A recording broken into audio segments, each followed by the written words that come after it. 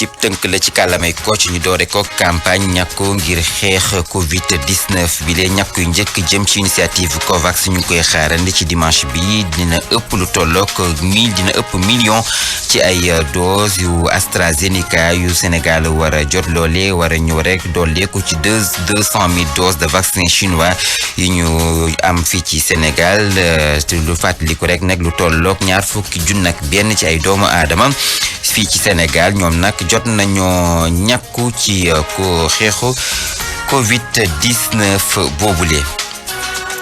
ni ko yenn ci ay opposant defee njiital opposant defee jàpp leen kon ni njiital mouvement gëm sa bopp itam noonu la ko defee dem seeti député Ousmane Sonko gannaaw bu ñu yëkkatee mbalaanu kirlaayam moom Bougane Gueye Dany démb la fa demoon moom nag mu ngi dànkaafu di laaj itam ana kan mooy topp ci kii Ousmane Sonko gannaaw ba ñu ko faagaagale kan mooy topp ci moom mile loole nag Ousmane du Bougane Gueye Dany di laaj gannaaw ba mu fa demee ñu teewlu moom mi di leader ngëm sa bopp ñu teewlu ko.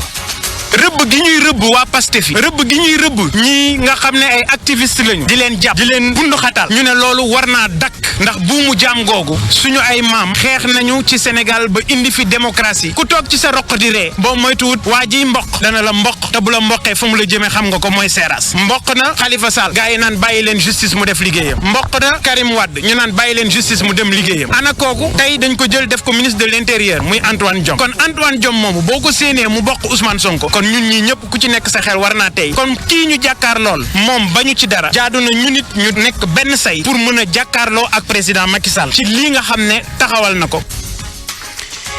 kuréel gi boot yenn ci ay religieux ñoom itam demoon nañu doxi nemmeeku foofee ci kër Ousmane Sonko ñoom nag dañu namm rek amal ay waxtaan ci lu mel délégation boobee nag ku ko jiite di Mame Makhtar Gueye ak Abbé Jacques Seck collectif boobee namm nañu amal ay waxtaan gannaaw ba ñu rek janooke wala sax ba ñu dajee képp ki laale ci lu ni mel waaye nag nammuñu rek interférer wala dugal seen loxo ci liggéeyu yoon ci loolee la ñuy desandi ba tey ci mbiru Ousmane Sonko ñu bëri ci ay doomu aadama ñu jàpp leen ci lu ni mel dem rek ci place de l'indépendance jàppoon nañ fa Dambodj di secrétaire général wala sax di njiitu COSEMS authentique ni ñu ko jàppee di bokk ci ab attroupement ci voie publique bi niki noonu ànd wala sax participer ci manifestation bi nga xamante ni kenn dogal maanaam dañ ko interdire ci ab communiqué nag ñi bokk ci boobu les syndicats di ñaaxulu lu ni mel te sàkku rek ñu bàyyi seen njiit loole ci nu mu gën a gaawee ajjuma ji weesu ñu gis itam ay soxna bokk ci Pastef ñoom it ñu jàpp leen ci jamono ji ñuy addo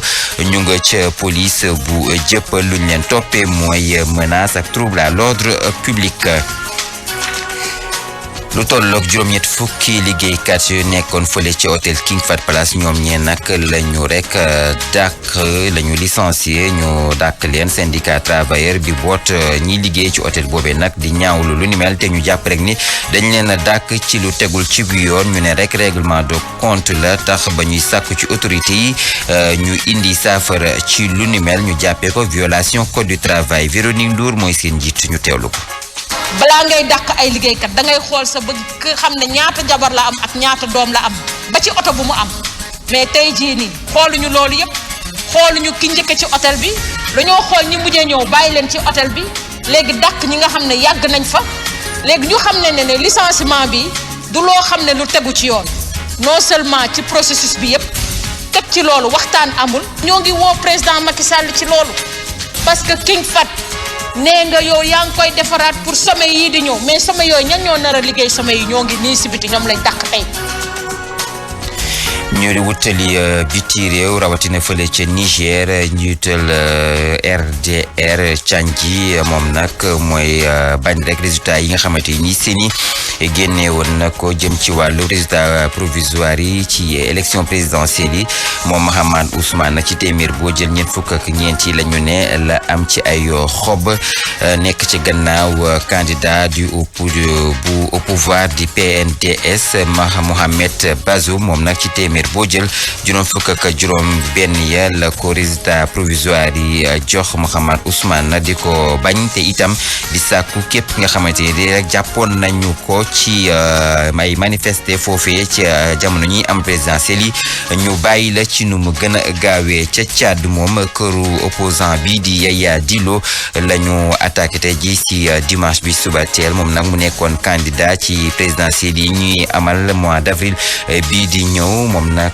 mu ne ku ñu def lu ni mel du leen lu dul armée bi ndax kat te nee na itam ñu bëri ci ay jegeñaaleem fàtt nañ leen ci boobule cong foofee ca Tchad fu ñu koy jeexalee wala sax nu ñu koy jeexalee tàggat yaram lay doon football Ligue 1 sénégalaise ak 9e ak juróom-ñeenteel bi journée génération foot di la Ligue Jaraaf de Dakar tey jii si ngoon lay doon bu ñeent waxtu la Covid-19 les premiers vaccins de l'initiative COVAX attendus ce dimanche près d'1,3 million de doses d'AstraZeneca. Ce lot vient s'ajouter aux 200 000 doses de vaccins chinois déjà réceptionnés, a signalé que plus de 21 000 personnes ont été déjà vaccinées. À l'instar des autres leaders de l'opposition, le président du mouvement Gëm Sa Bopp prend fait et cause pour le député Ousmane Sonko. Bougane Gueye Dany qui s'est rendu hier chez le leader du PASTEF, les Patriotes sonnent l'alerte. Il s'interroge sur l'identité du prochain adversaire de Macky Sall qui pourrait être dans son collimateur. Bougane Gueye Dany, leader de Gëm Sa Bopp, que nous écoutons. Depuis l'éclatement de cette affaire, nous assistons à une chasse aux pastéfiens. Il faut que cela cesse immédiatement. Et nous demandons à Macky Sall leur libération immédiate. Il s'agit de Abbas Fall, de Biram Souleye, de Hassan Diouf, Guy Marius Sagna, Clédor Sène, Dame Mbodj et Karim Xurum Xaq. Ousmane Sonko incarne et assume aujourd'hui les charges naturelles de leader incontesté de l'opposition. Ce statut fait de lui l'homme à abattre. Après Karim Wade et Khalifa Sall, aujourd'hui c'est au tour de Ousmane Sonko. Alors, qui sera le prochain sur sa liste? Peut-être moi, peut-être vous, qui sait? J'interpelle alors notre administration, nos forces de l'ordre et notre justice à œuvrer sans relâche pour la consolidation de l'état de droit. Un changement de paradigme s'impose pour remettre le Sénégal sur les rails d'une grande démocratie. Et le collectif des religieux pour la sauvegarde de la paix civile a rendu également visite à Ousmane Sonko. Ces religieux ont décidé d'entamer une médiation.